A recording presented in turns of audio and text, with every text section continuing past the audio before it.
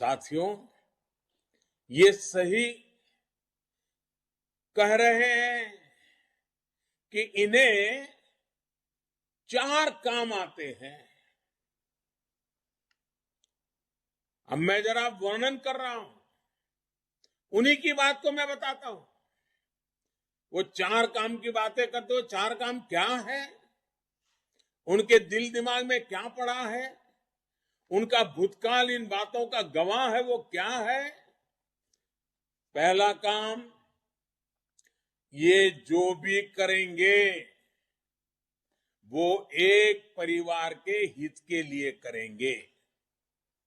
दूसरा काम, ये जो भी करेंगे उसमें भ्रष्टाचार होगा ही होगा। तीसरा काम, ये तुष्टीकरण की राजनीति करेंगे। देश को टुकड़ों में बांटने के षड्यंत्र को वे अपनी वोट बैंक के कारण ये खेल खेलते रहे हैं, खेल खेलते रहेंगे। ये योजनाओं में भेदभाव करेंगे, सिर्फ अपनी वोट बैंक संभालेंगे। चौथा काम, बरसों तक ये परियोजनाओं को लटका कर रखेंगे ताकि लंबे अरसे तक उसमें से ही दोहन करके अपना जेब भर सके। आज इनके इन 4 कामों का पूरा कच्चा चिट्ठा मैं आपके लेकर के आपके पास आया हूं। भाइयों बहनों, मैं यहां किसी की आलोचना करने के लिए नहीं बोल रहा हूं। उत्तराखंड की धरती से मेरा एक विशेष नाता रहा है, आप लोगों से मेरा विशेष नाता रहा है।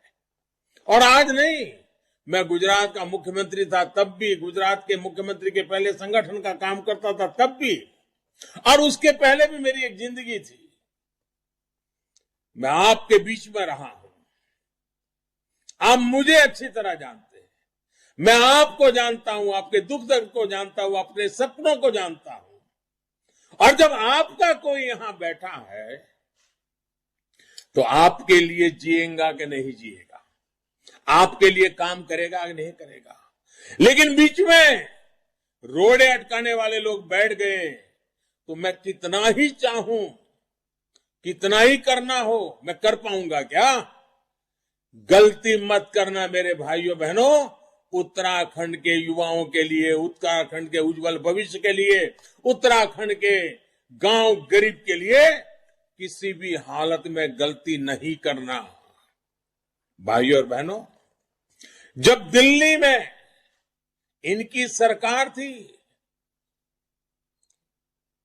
कांग्रेस के नेता, यूपीए के नेता दिल्ली सरकार में बैठे थे, और आप ही के उत्तराखंड के एक नेता, उस जमाने में तो बड़े रसूखदार नेता, यहां मंत्री थे 2000 से 2014 के दौरान।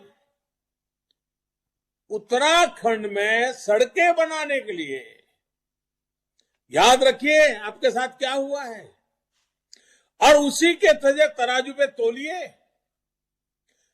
जब उनकी सरकार थी और आपके उत्तराखंड के एक नेता उस सरकार में यहां मंत्री बैठे थे, परिवार की सेवा में लगे थे, उस समय सड़कें बनाने के लिए इन्होंने केवल 2800 करोड़ रुपए दिए, यानी मुसीबत से 2,500-3 हजार करोड़। 2014 में आपने हमें आशीर्वाद दिया, उन्होंने 7 साल में क्या किया था वो मैंने बताया।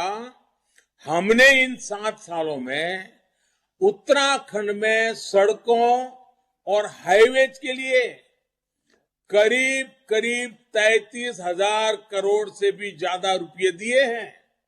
अब आप मुझे बताइए,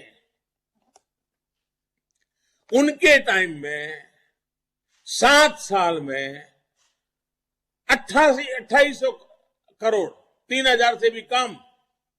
और हमारे 7 साल में 33,000 करोड़ रोड बनाने के लिए। आप मुझे बताइए, आपका भला हम कर रहे हैं कि नहीं कर रहे हैं? यानी 10 गुने से भी ज्यादा।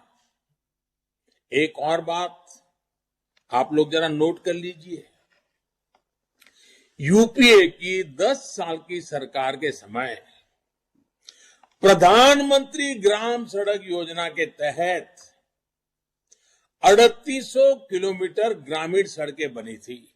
और मैं तो उत्तराखंड में रहा हूं, वहां सड़क होना मतलब जिंदगी आसान होने का मतलब होता है। उन्होंने क्या किया था, मैंने अभी आपको बताया। जबकि हमने 2014 के बाद सिर्फ 7 सालों में 13,500 किलोमीटर सड़कें बनाई। 13,500 किलोमीटर। साथियों, जिस 4 धाम रोड प्रोजेक्ट की याद इन्हें आ रही है, उसके साथ इन्होंने क्या क्या किया, ये भी मैं आपको बताता हूं।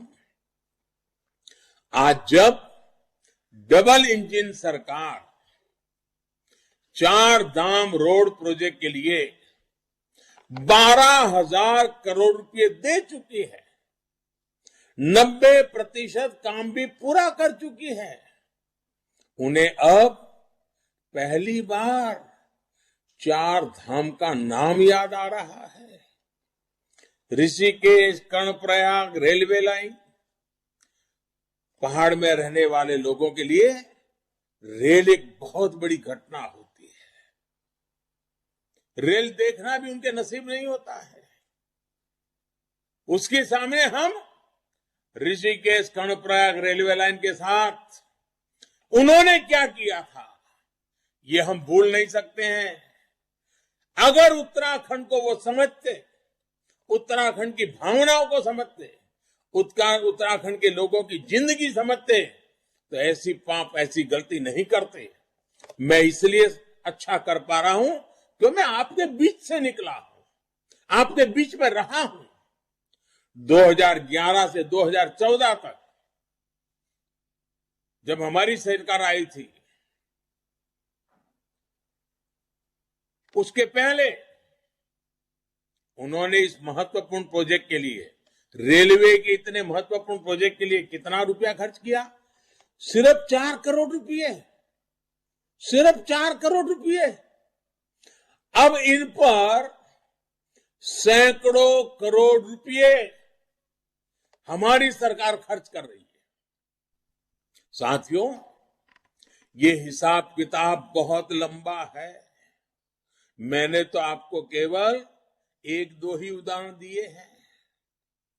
ऐसे काम करने वालों को आप, जिन्होंने आपके साथ इतना अन्याय किया, आपकी मूलभूत सुविधाओं के प्रति अनादर किया, क्या ऐसे लोगों को आप उत्तराखंड की जिम्मेदारी दे सकते हैं क्या? ऐसे हाथों में मेरे उत्तराखंड के युवाओं का, आप अपने बच्चों का भविष्य क्या आप उनको सौंप सकते हैं?